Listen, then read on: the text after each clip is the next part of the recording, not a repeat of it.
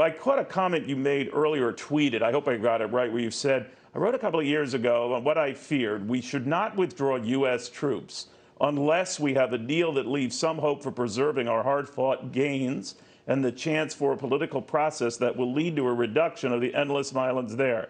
It is fair to say we did not.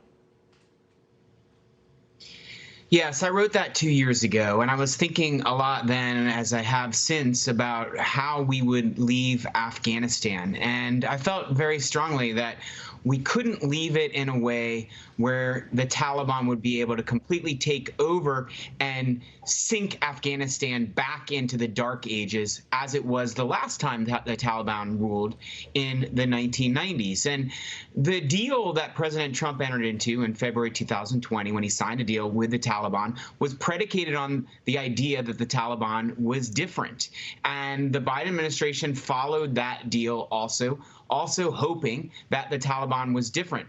We still don't know for sure, but we're starting to see hints of a Taliban that's pretty similar to the old Taliban. And the anecdotes about the Taliban not letting people into the airport, the anecdotes about the Taliban searching for people who are allied with the U.S. and going door to door are really scary. And that's where this story is headed, is what is the Taliban going to do next? They're going to set up a government. Is it going to be an extreme government like it had in the 90s? Is it going to engage in reprisal killings? That's really scary. That's really scary from a humanitarian perspective. It's also really scary politically, I think, for the Biden administration, because if this story continues in that trajectory, it's going to really hurt President Biden, unfortunately. David, you were working in the Obama administration. One thing that struck me as a curious remark that Biden had made is that he had inherited this policy from President Trump on dealing with the Taliban, and the deal was made, and the number of soldiers, and that he said he was kind of locked into it. I'm paraphrasing. I'm thinking to myself, well, you ripped up everything else that Donald Trump wanted to do by executive order or other fiat. So why didn't, if you thought in retrospect this was a mistake, why didn't you change it? Well, President Biden is right in this way, and I think it's really important to understand this. Trump signed the deal in February 2020, and he created expectations with the Taliban that we were going to pull our troops out. And also, he reduced a lot our troops by the time President Biden had taken over. So Biden was faced with a choice of, it wasn't sort of a brand new choice where he could just start from fresh. He had to either break the deal with the Taliban and face the results of that. And certainly the Taliban had promised, if you break this deal and you don't pull out the troops like President Trump promised, we're going to have a new offensive. There's going to be new violence, and Biden would have had to put in more troops. But that Trump deal didn't have a contingent numbers to it. In other words, it didn't say 2,500 troops or not. There was nothing like that. So if he had concern, or his people had concern, that President Trump had gone too far in reducing personnel in the area, and I know he moved enough to say that the May deadline that Trump was looking at was too soon and too premature, so he pushed it back. But if he was able and willing to do that, and now in retrospect he seems to be throwing a lot of shade and blame on the prior administration for this, this is on him, isn't it? Well, my understanding, as you mentioned, is President Biden actually pushed it back as far as he could. The Taliban basically told him, we want you all out by May, like President Trump promised. The Biden administration negotiated till September, and the Taliban said, that's it. If you go beyond September, we're back at war. It's a new offensive.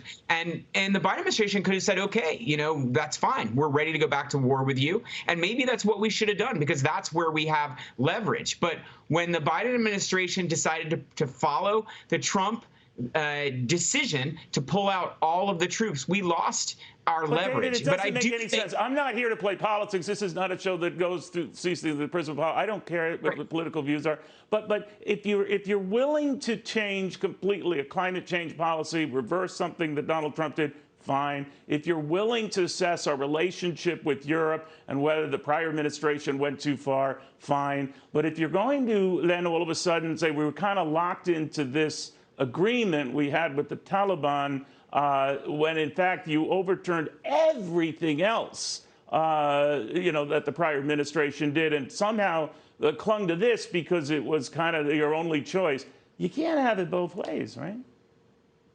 Yeah, I'm probably not communicating this correctly. What I'm trying to say is the Biden administration was not locked in. It could have scrapped the deal. But if it had scrapped the deal, it was then escalating the war with the Taliban. So it had a choice of follow the deal that Trump put in place or have a significant escalation in the war with the Taliban. So it is what it is, and here's where we are. I just want to get your thought. Do you think now that this can be corrected, that these people can get out and the administration can claim what it was making a claim to be today, that things are improving and this will all go okay? Well, you're asking me to predict what's going to happen, and nobody's been good at predicting what's going to happen. Right. But what I think will happen is that we have great soldiers who are committed. We have State Department people now working really hard on this as well. I believe in our U.S. government personnel that they will accomplish this. They will get most people out, but there will be some friends of Americans who can't make it to the airport, and we're going to have to make a decision. Are we going to send out, special forces to go and rescue them? And that's going to be a tough question, because that's going to put us at loggerheads with the Taliban. There may be some more fighting. I think we'll accomplish the evacuation, but I also think we're in for more tragedy in Kabul. I hope you're wrong, but you're probably right. David Tafuri, thank you